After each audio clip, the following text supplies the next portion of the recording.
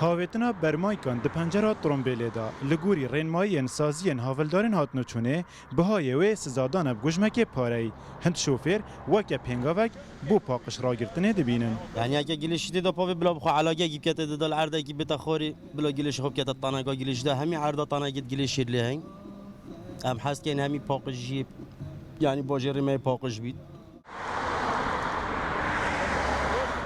هند شوفیر هبونا سزادان جداین هاجوتنه بنگونجای دبینن دگل روشا آبوری دخوازن سزادان کم تربن.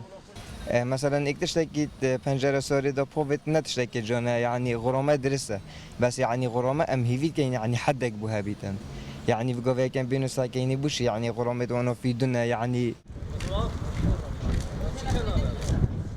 رینمایین پاقش راگرتنا جینگه جدست پیک و افساله لدهوک دست پیکرینه وکه بشک جس زادان سرپیچین هاتنو چونه سردارید گلته کرن.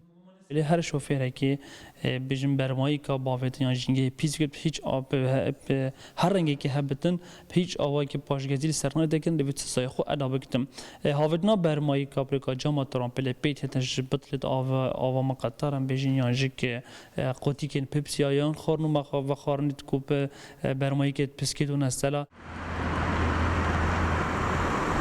سزادان بگوجمن پاره ین جیاواز لگوری جور و قباره ترومبیل دهنه ورگرتن. ترومبیل تایبت 10,000 و ترومبیل گشتی 15,000 بار هلگر 20,000 و ماتور سکل جی به 5,000 دینارا دهنه سزادان.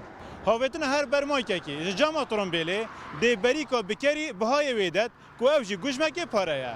سازین هاتنو چونه جی دبیجن. اوه پنگا وکه بو پتر پاقش راگرتنا جینگه. ایوب نصری روداو.